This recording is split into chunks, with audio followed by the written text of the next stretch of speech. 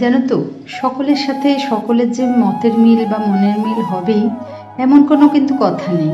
ধরো আমি আমার ব্লগে আমি যেমন আমার মানসিকতা, আমার যেটা চিন্তা ভাবনা, আমি সেটাই বলি আর সেটাই তোমাদের সাথে শেয়ার করি।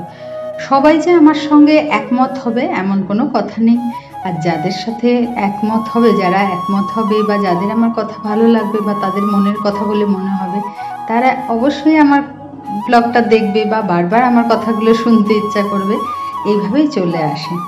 তো আমি আজকে গাছে কিছু সার দিতে দিতেই ভাবছিলাম, এমন কিছু মানুষ আছে দেখবে যাদের ফোন আসলেই না হঠাৎ করে মনে হয় এই বোধহয় তাদের কোনো দরকার, ওই জন্য ফোন করেছে।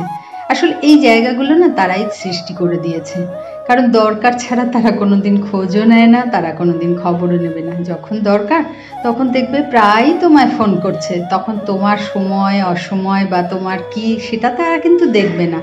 অথচ তাদের জন্যই কিন্তু তুমি বারবার চিন্তা করো, তাদের জন্যই তুমি বারবার তাদের কি সে ভালো হয় সেইটা কিন্তু চিন্তা করো। এটা তোমার শিক্ষা। আর যারা যেটা মনে রাখছে না, কৃতজ্ঞতা বোধ যাদের নেই, সেটা তাদের শিক্ষা। এগুলো যার যার নিজের শিক্ষা, তাই না বলো? বাবা এত বড় কি অর্ডার দিয়েছো গো? আমাদের ওষুধ। ওষুধ এত বড়তে? বেঁচে থাকার জন্য এটাই দরকার। এটা তাও মার তোর বাবা দুজনেরই। এই দেখো, ওকে দাও, ও খুলে দেবে। তুই কি নিবি? ও খুলে দেবে। এটা হলো ওষুধ, তাও সব নয়, বাইরের থেকেও কিনতে হচ্ছে, যেগুলো পাওয়া যায়নি। দেখ দেখ, দেরিতে এলো বোধহয় না মা? হ্যাঁ 4 দিন বাদে এলো। দুদিনের দিন দিয়ে দেওয়ার কথা। এত কমপ্লেন করো, এর ফিডব্যাক দিতে হবে। এ কি করছে?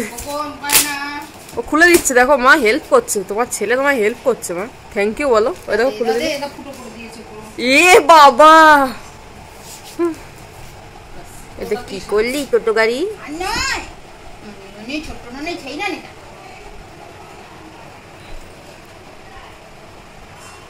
ওষুধ ওষুধ করেই মানুষের শেষ হয়ে যাবে সবাই, এই ডাক্তার বদ্যি করে করে। ওষুধ ওষুধ করে বেঁচে থাকবে বলো? ওষুধের জন্যই বেঁচে আছে মানুষ। শখ শৌখিনতা সব বাদ, শুধু ওষুধ খাও ওষুধ খাও ওষুধ খাও। নে তুই খেলা কর যা। আরে রে, পুরো ওষুধ নিয়ে চলে গেল মা।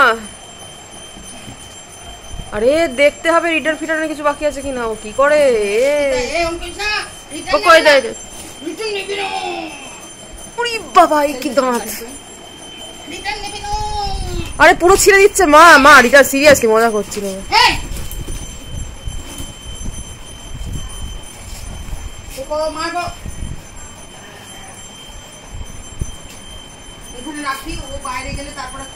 হ্যাঁ ককুয়া আবার খেয়ে নিচ্ছে।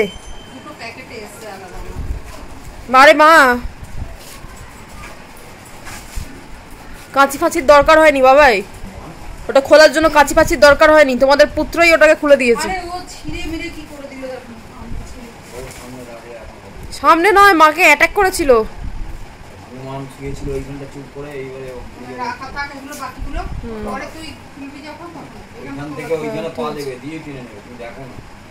কান মুলে দেবো।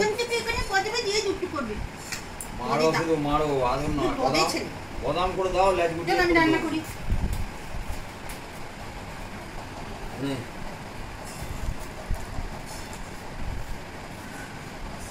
দাও দেখি একটু।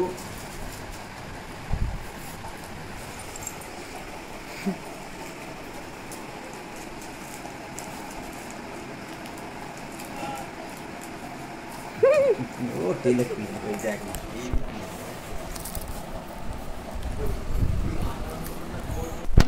এই ভদ্রলোককে চিনতে পারছিস? ও দা, চিনতে পারছিস কি? নতুন ভার্সন হয়ে গেছে ভদ্রলোক। হ্যাঁ সেই জন্য তো বলছি চিনতে পারছিস। কতদিন বাদে এই রূপ দেখছিস? মাদ্ধাত্তার আমলের পর 7 দিনের দাড়ি তো তোমার বাচ্চা। তুমি বোধহয় কতদিন বাদে কামাও তার ঠিক নেই। পুরো যতক্ষণ না পুরো মনে হয় যে জেলখানার কয়েদি, ততক্ষণ তোমার দাড়ি কাটা। বাবার একটু ইচ্ছা হয়েছিল চাপ দাড়ি রাখবে, সাদা চাপ দাড়ি। তাড়াতাড়ি কোকো আমাদের কিছুতেই যেতে দেবে না, ওই জন্য আমরা তাড়াতাড়ি করে পালাচ্ছি। ওকে কোনোভাবে ওর বাবাই ছাদে নিয়ে গেছে।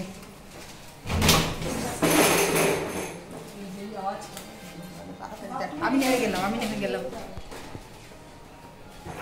বাইরে গিয়ে দাঁড়াচ্ছি। অনেকগুলো কাজ নিয়ে বেরিয়েছিলাম, কাজগুলো কমপ্লিট করে দেখলাম যে ভুট্টা, কারণ এই সিজনেই তো ভুট্টাটা মেনলি পাওয়া যায়, আর মানাই ভীষণ ভুট্টা খেতে ভালোবাসে, আমিও ভালোবাসি, কিন্তু আজকে আর আমার ইচ্ছা করলো না। তো ওই জন্য ওই দাদাটার কাছ থেকে নিয়ে আমরা, তো দাদাটা হাসছে ইউটিউবে ভিডিও দেবো বলে, তো ওই জন্য ভুট্টাটা নিয়ে নিচ্ছি। আর আনুষঙ্গিক জিনিসগুলো আগে কেনা হয়ে গেছে, এরপরই বাড়ি ফিরবো আমরা।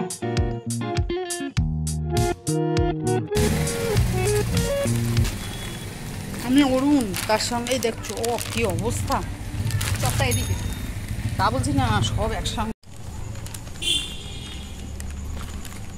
গরমে না আইসক্রিম ছাড়া আর কিছুই ভালো লাগছে না, ওই জন্য। বাবা শপিং এর প্রুফ রেখে দিয়েছো তো গো? হ্যাঁ, এই যে শপিং এর প্রুফ। ঢোকানো হয়নি। কি শপিং করলে দেখি, এইরকম জিনিস নেই। কি শপিং? কি শপিং? আমরা সব কাজটা সেরে বাড়ি চলে এসেছি। বাড়ি এসে এবার মায়েদের জল খাবার দিলাম, মাকে তোমাদের দাদাকে। একটু দেরি হয়ে গেল আজকে, কারণ বেরিয়েছিলাম সন্ধ্যাবেলা। মাংকু খেয়েছে? মাংকু আর একটা দিবি? আর একটা দিচ্ছি।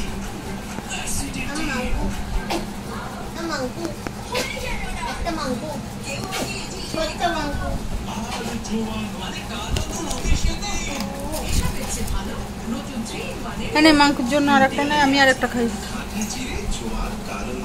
তুই এটা খাবি কি? তাহলে আর একটা খেলে খা, আমি আর একটা নিয়ে নিই।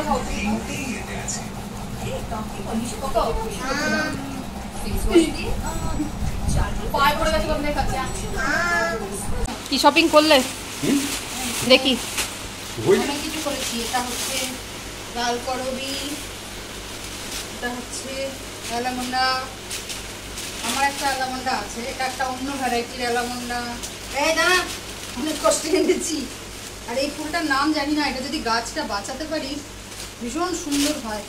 এরকম বড় বড় না সূর্যমুখীর মতো ফুল হয়। ইয়েলো কালারই কাটিং করতে হবে। না না না, খুব সুন্দর কালারটা, আমি দেখাবো নেট থেকে বের করে। আচ্ছা, ওই তো ওই যে প্রুফটা। মা এই যে তোমার শপিং এ ভাগ বসাচ্ছে। একটা সময় ছিল যখন আমার আর তোমার দাদার বেড়াতে যাওয়ার জায়গায় ছিল নার্সারি, আর সেটা ছিল অনেকটা দূরে। আমরা টু হুইলারে যেতাম, প্রায়ই যেতাম। সেটা একটা খুব আনন্দের জায়গা ছিল, পছন্দ মতো গাছ আনতাম। কিন্তু এখন আর পারি না। তো কিছু কিছু গাছ পোতার আমার খুব ইচ্ছা, কিন্তু সেটা হয়ে ওঠে না, পাই না। তো এই রাস্তা, যে রাস্তায় আমরা গেছিলাম, ওই রাস্তায় আমি অনেক দিন থেকে দেখি একটা জমিতে না, মানে একজনের জমি, কার জানি না, কে মালিক জানি না, তো অনেক সুন্দর সুন্দর গাছ রয়েছে, যেগুলো আগাছার মতো হয়ে রয়েছে আর কি, ফুল ফোটে। তো ভাবলাম যে কে কী, তো আমরা কিছু জানি না, একদিন চল সন্ধ্যাবেলা যেদিন যাব গিয়ে একটুখানি ডাল কেটে নিয়ে আসবো। সেই জন্য আজকে একটু কাটারটা সঙ্গে নিয়েই গিয়েছিলাম, যে যদি হয় নিয়ে নেব। তো সেইটা নিয়ে এসেছি। তো হ্যাঁ, অনেকে বলবে না বলে নিলে সেটাকে চুরি করা বলা হয়, তবে আমার মনে হয় এই চুরিতে কোনো পাপ নেই।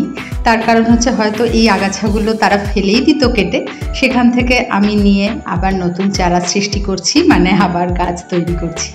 আমারও মনের শান্তি। তো ঠিক আছে, আজকের মতো ব্লগটা এখানেই শেষ করছি। তোমরা